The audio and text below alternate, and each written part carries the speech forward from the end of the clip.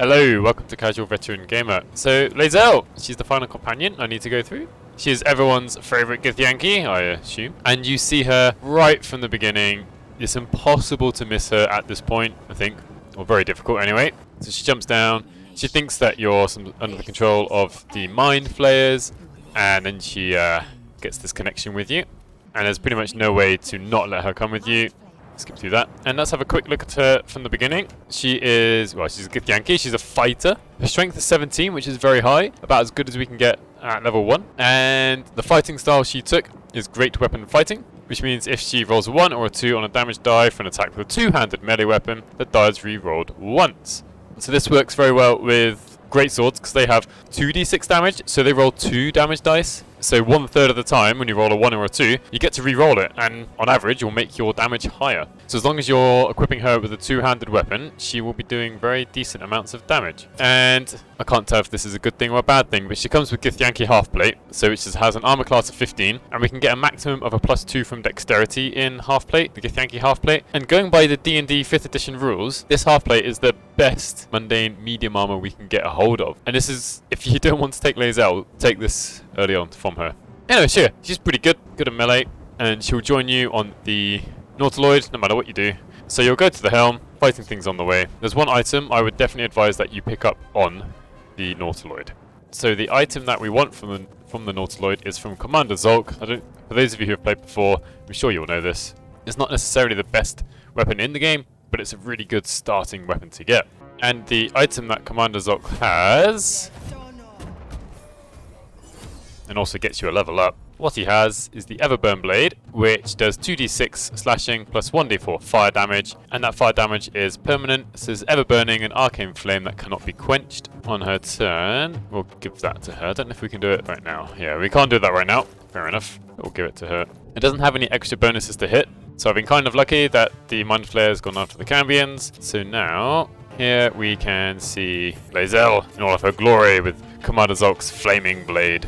So it's time to get off the ship and continue our adventure. Bear in mind that Lae'zel will not be here with you on the beach. You'll have to go and find her. We can find Lae'zel really not far from the roadside cliffs where you meet Gale, and she is currently trapped in a cage by a couple of tieflings. I'm going to try and take the quick way out. Since I'm a sorcerer, I've got a lot of charisma. Tell them to get out of here. I don't even mind using friends if I've got it. For some reason Shadowheart isn't giving me guidance, but never mind. Ooh, needed that advantage. So you can let the tieflings go. You can fight the tieflings if you want. You can persuade them out of there. Up to you, your choice. I do want to let the tieflings leave. If you let Lae'zel down too early, they will start a fight. Maybe you don't want to do that. So use something to attack the weakened base. There she goes. If you want some laughs, keep Lae'zel and Shadowheart in the same party. So she wants you to go to a creche. And so let's find this creche. Normally whenever Lae'zel approves something or suggests something, Shadowheart hates it, and vice versa. Let's have a look at Lae'zel now. She'll be level 2, since the rest of my party is level 2. At level 2, we don't get a choice of anything, but we get one of the strongest abilities for the fighter, which is Action Surge, which lets her gain an extra action. So I'm going to go ahead and equip the Everburn Blade. She actually keeps it. I loaded up a different save file between earlier and here, which is why she didn't have it, but she's still got her Githyanki half-plate. One thing I didn't show earlier is that Lae'zel has the ability to cast Mage Hand because she's a Githyanki, and this Mage Hand is always invisible. Well, not always. If you attack with it, it will become visible. So you can use it to scout around, but it only lasts a few turns. It doesn't last forever. You can, for example, he's too high, but we can attack this crate. Actually, let's turn off turn-based mode. Hide and push, and you can start combat with it if you want to. Some of you might find it cheesy, some of you will think it's great, but if you can see enemies around, it is a strong way to start combat. So just keep that in mind. It does need concentration, although Lae'zel doesn't tend to concentrate on much else. Before I show the level 3 level up screen, I do just want to point out that Lae'zel has Second Wind, which lets her regain 1d10 plus 2 hit points. That too comes from her fighter level. So as we level up, it will go up by 1. And both Second Wind and Action Surge replenish on a short rest. Action Surge doesn't show up here because we're not in combat, or you can only use it in combat, but you can see Second Wind came back. Anyway, at level 3, we get the choice of subclass of either Battle Master or Eldritch Knight. I don't think it's too controversial to say that in early access, when we're limited to level 4, that generally Battle Master will do better during combat to do damage and other effects. Not that Eldritch Knight is necessarily bad, but the spells we get and the limited number of spells means that it's just not quite as good right now. If you do go for Eldritch Knight, it would be best to pick spells where you do not have to use the intelligence modifier. So Blade Ward might be okay if she casts this before combat, because, or on a turn where she jumps in, because this will help her take half damage. She doesn't have Dark Vision as a Githyanki, so Dancing Lights or Light would be quite good for her. Friends, probably not. She doesn't need Mage Hand. Minor Illusion, maybe. The others I wouldn't take. As for the spells for an Eldritch Knight, again, we're looking for spells that do not require intelligence as a spellcasting modifier, and most of these do. Magic Missile is an obvious choice. All these others, well, okay, Protection from Evil and Good doesn't require it, but it's not a very good spell at the moment because not so many enemies are Aberrations, Celestials, Elementals, Phase Fiends, or Undead. But maybe if there were more of them, this would be a bit more useful. So go, if you do pick Eldritch Knight, pick your favourite. Chromatic Orb, Thunder Wave could be okay. As for other spells, I mean, these are wizard spells. I've talked enough about these in other videos. Take what you want. There are several spells that do not require the intelligence modifier. Colour Spray, Disguise Self, Expeditious Retreat. I probably wouldn't take that anyway. False Life could be pretty good. Gets her temporary hit points. Featherfall, Find Familiar, Fog Cloud, Grease. She doesn't need Jump. I'll get to that in a second. Long Strider and Sleep. But we're at the moment in Baldur's Gate 3. We're missing some important spells. One of them being Shield, which would use a reaction to increase her armor class by 5 and a spell slot. And that could be very powerful in an Eldritch Knight whose armor class might already be very high. I'm going to go with Battlemaster in this video, and we get different maneuvers. Pick whatever you want. Menacing Attack is probably one of the strongest ones because not only does it waste an enemy's turn, but they often run away if the effect works, and you get an opportunity attack also. Riposte is good when enemies miss Lae'zel. She will always be up close to enemies. The only problem with Riposte is it gets through your superiority dice very quickly. Disarming Attack is good. I mean, yeah, most of these are good. Trip Attack's okay. Pushing Attack is nice. Rally, I'd probably take this the least, but it does only take a bonus action and can add temporary hit points to somebody else. So like in an emergency situation, you can use Rally. So take whichever ones you want. What am I going to take? I'm going to take Menacing Attack. I love Disarming Attack. And I'm going to take Riposte. And also, it doesn't actually say it here, but as a Githyanki, she also gets the jump spell. Here we are, Githyanki Psionics. Once per day, you can touch a creature to triple its jumping distance. To be honest, it's probably best used on herself. Her jump distance is already very good. So if I just use jump, she can go this far. It's not so, yeah, it's quite a good distance. How far is it? It will tell us. 25 feet. If I use jump, just going to pause it so it doesn't run out. It's now 75 feet. Now I'm in camp here, so you know, can't show it off so well. She can jump really far for a bonus action. Stupidly far. Alright. Once you've cast jump on her, or herself, she can get to pretty much any enemy that she wants to. If you are using Riposte, make sure you do turn it on in the bottom right hand corner. So next up, I'll probably show you level 4 as well, because there aren't too many items that are essential for her. There are plenty of items that will buff her and make her better. At level 4, there are probably two main possibilities, two choices. So there's nothing from being a fighter at level 4, at least not for a Battlemaster, and we get to either choose a feat or an ability score improvement. Part of this depends on whether you use the Hag's Hair to increase her strength or not. Right now, both her strength and dexterity are odd numbers, and it's really nice to see these rounded up. It's especially good for her dexterity because it means her armor class will go up by 1, and dexterity saving throws and initiative and dexterity skill checks, which is all really rather good. And the +1 strength is obviously amazing as well. Now, if you decide to use the Hag's Hair to increase her strength by 1, you don't need to take the Hag's Hair for this. But one other great choice is Great Weapon Master. Now, I think I am going to take Great Weapon Master. I will try and use the Hag's Hair. I don't think I've used it so far, to make her strength up to 18. Maybe her dexterity up to 14. Of course, you can only use the Hag's Hair on one. Well, you only get 2 Hag's Hair at the moment, so you want to be very careful with who you use it on. I mean, mobile is going to be good for almost any melee character to get them extra movement speed. Don't need any of the armor feats. Martial Adept is almost okay because you get to choose one extra choice, or an extra 2 maneuvers, and you get 1 extra superiority die to have a total of 5. So that wouldn't be bad either. I would probably stay away from these others. I mean, I guess you could take Magic Initiate Warlock for Hex. Wouldn't be too bad either. She doesn't need any of the rest. She's not using a shield. She's already got enough hit points. So I'm going to go with Great Weapon Master. What this does, if you don't know, is if you kill a creature or score a critical hit, you can use an extra attack with your bonus action. This is something you can toggle. You can take a -5 bonus to your attack roll, which is quite hefty at this stage of the game. But in return, you get a +10 bonus to your damage. So we'll go ahead and do that.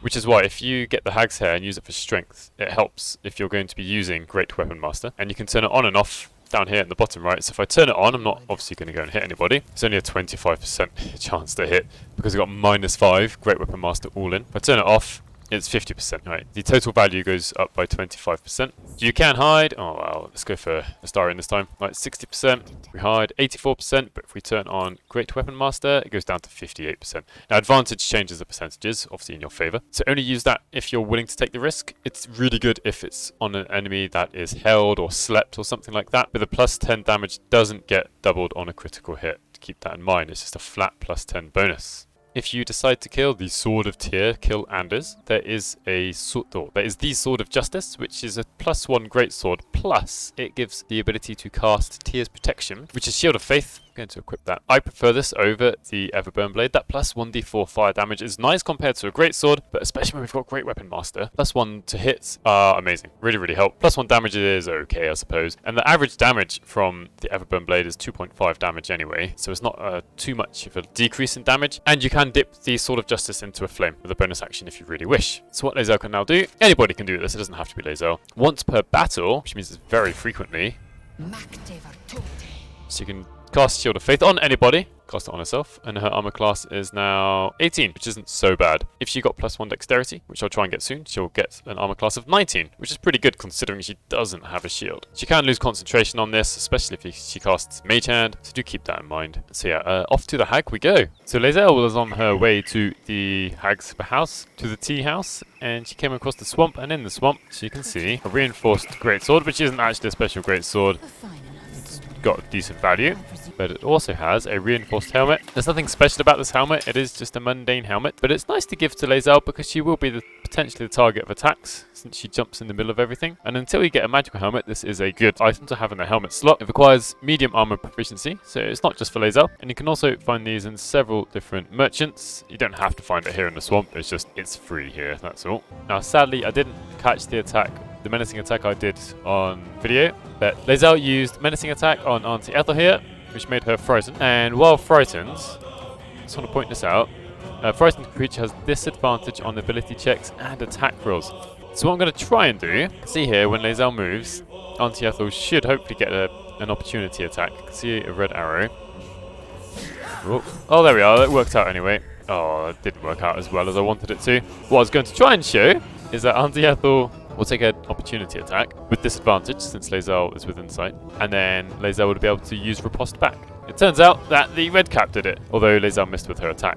So it is a way to use up your reaction on your turn by provoking opportunity attacks, and with a high armor class, it's hopefully likely that the enemy will miss. As a reminder, if you have a wizard or sorcerer in your party, I have one of each. Enlarge Reduce will always benefit Lae'zel, any character who uses weapon attacks, which could be ranged, doesn't have to be melee weapon attacks.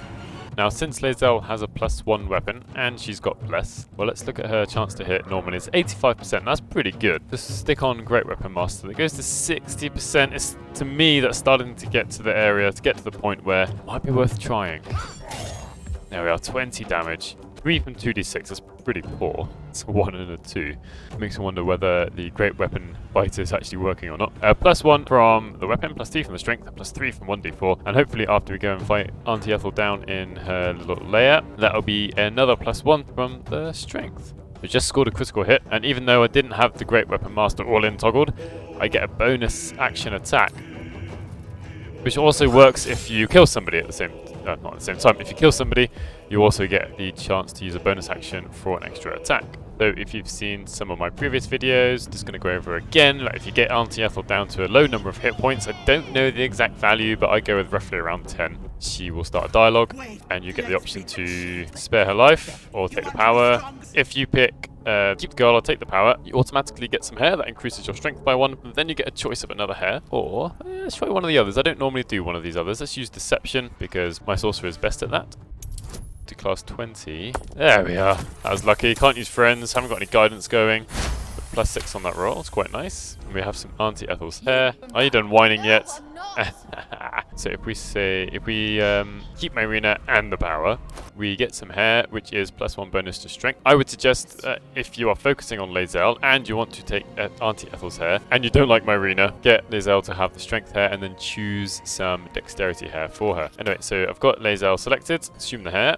Now she's got an 18 strength, which is really good. If you are happy to take the hair, strength hair, and you focused, watch out for the trap, focused completely on strength, you could get her strength up to 20, which is the highest, under normal circumstances, the highest you can put up any stat for any character. So now she's got quite a good chance to hit.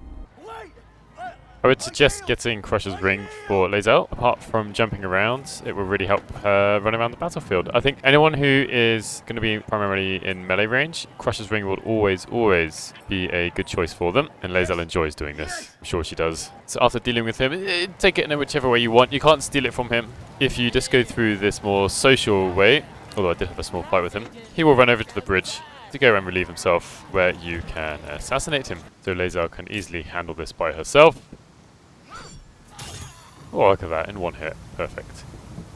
And we get Crusher's Ring, which increases her movement speed by 10 feet, at least in Imperial units. While we're here, we're also going to go and grab Minthara's necklace, because that is also very useful for Lae'zel. I won't deny that Lae'zel would do well with the Gloves of Power, but I don't think Lae'zel would actually want to be branded. She serves Vlaakith, the Githyanki Queen.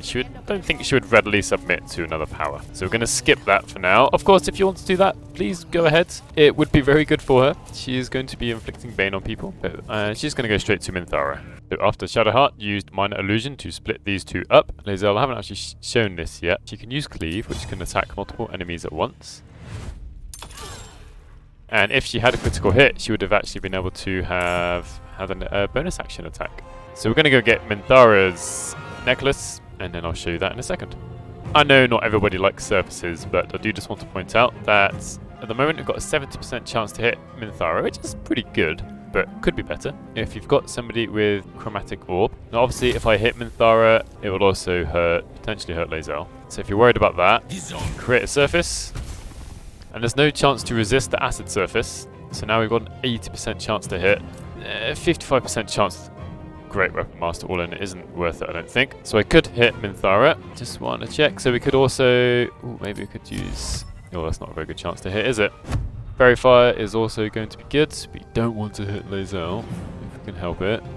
It's just for the video. I'm not going to go for it. There we are. Also got Gale. Whoops. It's now got a 96% chance to hit. So perhaps it's worth it. 80% with all in. Definitely worth it. It might not hit, and that's okay. And in fact, what we're going to do... try and use Menacing Attack with all in. Oh, but we miss. Well, I'll try that again in a second. So here we are. 24 damage. Not bad at all. Where does that all come from? 6 from the weapon, which is slightly below average. It's okay. +1 because it's a +1 weapon. +4 from the strength modifier now. Plus 1d8, that's from using the maneuver, and +10 because of the Great Weapon Master all-in. Alternatively... Oh, nobody has it. But if we use Hold Person on Minthara, it would be an automatic critical hit, which would also then guarantee you a second bonus attack action if you get a critical hit. So I can try that now. The chances aren't great. 30% chance. Oh, and it worked though. Right, unfortunately, Minthara might break out of it still on her next turn. Did. That's the annoying thing about Hold Person. Too many saving throws against it. Alright, it is good when it works. It would have been brilliant if it had worked. And then try Menacing Attack again. Bam, dead. 32 damage. Oh, Lae'zel is a monster. Absolute beast on the battlefield. So we can pick up... There are lots of other things. There are other things here as well, which can be useful. Really looking for that Amulet of Misty Step. Just because... I want to show this off, but I can't show it off this turn. But what the Amulet of Misty Step does, it kind of does what it says on the tin, as it were. Once per short rest, she can cast Misty Step. So with Crusher's Ring, and now she's also taken a Potion of Speed. She can run all the way over here. Unfortunately, she's used her bonus action, so she can't take this bonus action attack, because she used the bonus action to take a potion. Skip everyone else's turn. And with Riposte, ooh, it was a miss, it's unfortunate. I've still got the, unfortunately I left the all-in option on, which wasn't the best of ideas, actually. So yeah, they're going to come into the fight. Oh well. And since she has a Potion of Speed, to show you Disarming Attack, you probably know what it does. They drop their weapon. So they would have to spend that action to pick it up and equip it. Try a shove. Didn't work, doesn't matter too much. I'm going to try another attack. She would have been better not to have shoved, so I could have had an extra attack there. She's going to go down. And with a Potion of Speed, her armor class is now up to, should be 20, I think. Yeah, up to 20. Could be 21 if her dexterity was a bit higher. Alright, let's see what the goblins will do to her. Well, that was silly. It was disadvantage on that attack. So let's see. Has anyone got a low number of hit points? Both of them have got the same. Let's just try and kill one of them. There we are. Because of Great Weapon Master. 2 dead. No, she has the Potion of Speed. She won't always have a Potion of Speed. But can we go for 3 for 3? She has used up all of her superiority dice. So... oh, what's this? It's funny, I guess I can select this, but I can't actually use it. Right. Or it's highlightable. So right click. No, I don't actually want to use that. Let's just go for attack. Bam! So with that high strength and the +1 weapon and the great sword, she deals out decent amounts of damage. With Tears, Protection, Shield of Faith, and a Potion of Speed, she took out 4 goblins in 2 turns. Now, she won't always have a Potion of Speed, so it won't always be possible that when we get to a higher level and we can cast haste on people, she's going to be a prime candidate at various traders in the game, and you can find some of these metallic gloves in the Druid Grove, actually. May as well, if you've got the coin to spare, if you've got the gold to spare, you may as well buy these for Lae'zel. She doesn't benefit massively from them, but let's just equip them on her. Gloves give her strength saving throws +1. She's already going to be pretty good at that anyway, but there's not much else to put here. And feet right now, these are cheap, we get them early on. Athletics +1, which should actually increase her shove chance. Let's just double check that. So 75% chance right now without these boots. Puts on metallic boots against the same person, 80%. Yep, this will also help her resist being shoved a bit more. So these aren't overly essential, but they are good to have. One ring that's going to be very useful for Lae'zel is the Sunwalker's Gift, because as a Githyanki, she doesn't have dark vision, and this ring grants dark vision. And one second item in the Myconid Colony will be from Thula. If you get her to give you her boots, then you can give these to Lae'zel, and then she will be able to use dash as a bonus action. So she can give you her boot, and then these are the boots of speed. These can replace the metallic boots if you've got them. But now Lae'zel, although she's already used Misty Step this short rest, she's got 2 ways of increasing her speed apart from using jump. We've got Misty Step once every short rest, and then every turn she can use dash as a bonus action, which is going to be very strong for her. So now we've got Lae'zel kind of all equipped up, get it out, see how well she can do. I've already had Shadowheart cast light on her weapon, so she can provide a light source for everybody. And the great thing now is that every turn, she will now have something to do with her bonus action. Misty Step, dash, shove, hide, and something to do with her action. That's always going to be good. So I could cast, also as a bonus action, Tears Protection. Maybe I want to help Gale, could help herself. Perhaps I want to hide here. So now when I do turn on Great Weapon Master, I've got a decent chance to hit. Go with Menacing Attack.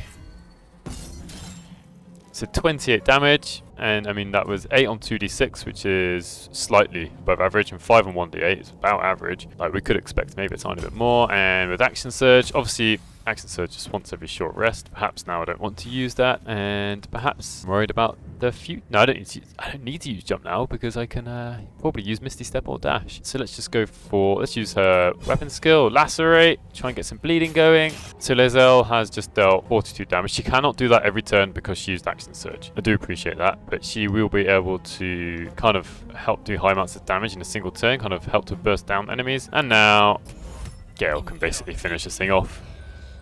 It's going to be asleep. Let's just skip Shadowheart's turn. Don't need to use any of the maneuvers because this will be a dead hook horror. And that's that. Well, that was, 4 against 1. That was a bit unfair. So we'll go and kill the rest of the hook horrors now. So I can see the rest of the fight is about to start. The hook horror is quite a long way away. I've taken a short rest also since the last fight, and we can jump in here. Although the chances are she might get knocked off. But let's try this. That's off. Ooh, thankfully I placed it quite well. Concentration broken, that means she's lost the Shield of Faith, but it's not the end of the world. Let's get rid of that now. 70% chance to hit. Ooh, the 2 of them. It's looking a bit scary, but what we can do, the Bless can come out. Always going to be very useful. So when we go to Lae'zel, she's now got an 80% chance to hit. Menacing Attack is always going to be one of the strongest options she has. It made its saving throw, fair enough. Now it's too heavy to be shoved. Maybe just use a bonus action for a pommel strike. Doesn't matter, we've taken a short rest. Go again, try the same as before.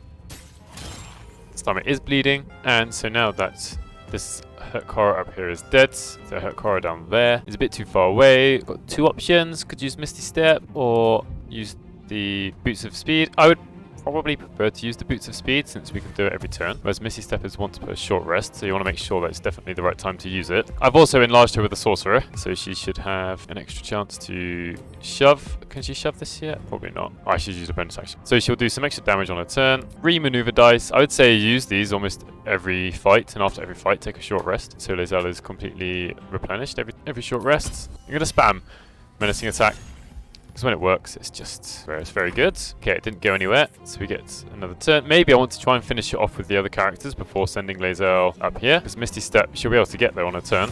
Also, don't forget, as a bonus action, she can use Second Wind every now and again. Once every short rest, may as well use it.